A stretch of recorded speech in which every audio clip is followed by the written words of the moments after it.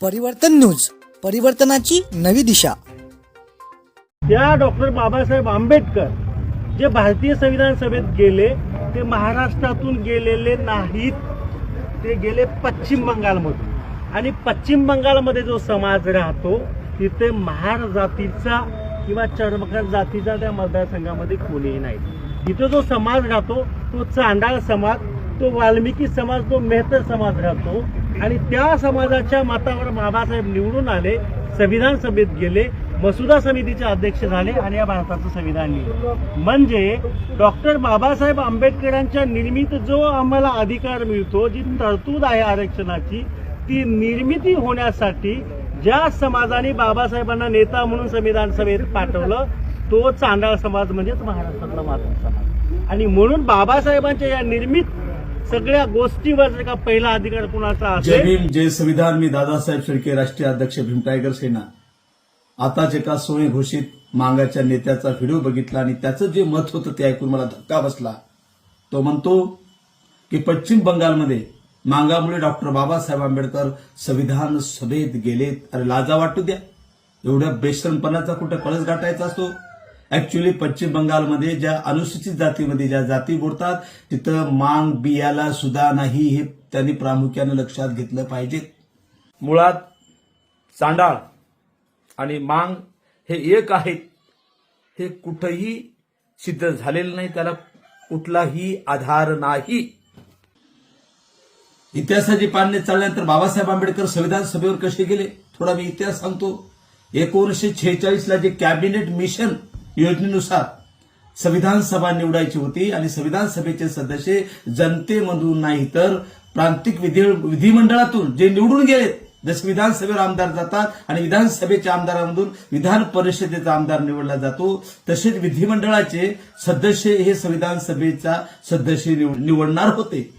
Doctor Babasaheb आंबेडकरांना देशहितासाठी, SC ST ओबीसीच्या हितासाठी संविधान सभेवर जायचं होतं. पण दुर्दैवाची गोष्ट, डॉक्टर बाबासाहेब आंबेडकरांचा पक्ष शेड्यूल कास्ट फेडरेशनला अपेक्षित असं यश मिळालं नाही. त्यामुळे डॉक्टर बाबासाहेब आंबेडकर बॉम्बे प्रांतातून निवडून जाऊ शकत नव्हते, हे बाबासाहेबांना कळलं होतं.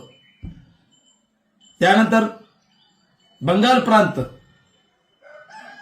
तिथे शेड्यूल कास्ट फेडरेशनचे नेते होते जोगेंद्रनाथ मंडल.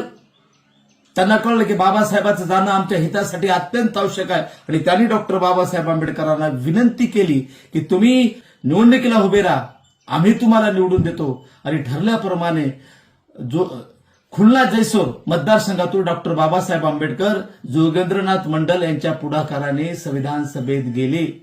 ते नमशूद्र जातीचे नेते होते. नमशूद्र जात ही दलितामध्ये मोडणारी जात होती, एससीमध्ये जात मोडणारी होती. तिथे मातंगाचा आणि मांगाचा अर्थार्थी काही संबंध नाही, हे आपण प्रामुख्याने लक्षात घेतलं पाहिजे. इतिहासात तसा कुठेही पुरावा नाही. हे सर्व मांगामुळे डॉक्टर बाबासाहेब आंबेडकर संविधान सभेत गेले, हे धांदात खोट आहे, दिशाभूल करणार आहे, स्वतःच्या जातीचं महत्व वाढविणार आहे. जोगेंद्रनाथ मंडल यांच्या पुढाकाराने डॉक्टर बाबासाहेब आंबेडकर संविधान सभेत गेले. संविधान सभेत डॉक्टर बाबासाहेबांनी 9 डिसेंबर ते 17 डिसेंबर पर्यंत उपस्थिती दर्शवली आणि तेव्हा जे संविधान सभेत डॉक्टर बाबासाहेब आंबेडकरांची भाषणे केली, ती सर्व भाषणं ऐकून संविधान सभेचे सदस्य मंत्रमुग्ध झाली. सगळी भाषण पोटतिडकीची, देशहितासाठी, देशाला पुढे नेणारी, देशभक्तीची भाषणं होती. आणि त्यामुळे डॉक्टर बाबासाहेब आंबेडकरांचा संविधान सभेच्या सर्व सदस्यावर प्रभाव पडला. पण दुर्दैवाने पुढे काय झालं आपल्याला माहित असेल. भारतातून पाकिस्तान वेगळा झाला. 20 जून 1947ला बंगालचं विभाजन झालं. डॉक्टर बाबासाहेब आंबेडकरांचा खुलना जैसोर जो मतदारसंघ होता तो पाकिस्तानात गेला आणि तो मतदारसंघ पाकिस्तानात गेल्यामुळे डॉक्टर बाबासाहेब आंबेडकरांचं संविधान सभेचं सदस्यपद आपोआप रद्द झालं. बाबासाहेब संविधान सभेतून बाहेर फेकले गेलेत. पण पुढे काय झालं माहित आहे. तत्कालीन राष्ट्रपती डॉक्टर राजेंद्र प्रसाद यांनी मुंबई प्रांताचे मुख्यमंत्री बीजी खैर यांना पत्र लिहिलं आणि सांगितलं खऱ्या अर्थाने देशाचं संविधान लिहायचं असेल तर डॉक्टर बाबासाहेब आंबेडकरांचं अभ्यासू व्यक्तिमत्व राहणं त्या ठिकाणी अत्यंत आवश्यक आहे. कारण त्याच्या संविधान सभेचे भाषण बघता ते सर्व त्यांचं काम देशाला पुढे नेणार आहे. आणि म्हणून त्यांनी जे पत्र लिहिलं आणि त्या पत्रानुसार डॉक्टर बाबासाहेब आंबेडकरांना जुलै 1947 मध्ये बॉम्बे विधानसभेतून जे बॅरिस्टर एम आर जयकर यांची जागा राजीनाम्यामुळे रिकामी झाली होती, त्या जागेवर काँग्रेसने पुढाकार घेऊन डॉक्टर बाबासाहेब आंबेडकरांना निवडून आलं आणि पुढे डॉक्टर बाबासाहेब आंबेडकरांची विद्वत्ता बघता 29 ऑगस्ट 1947 त्यांना प्रत्यक्ष संविधान लिहिण्यासाठी मसुदा समितीचं अध्यक्ष केलं.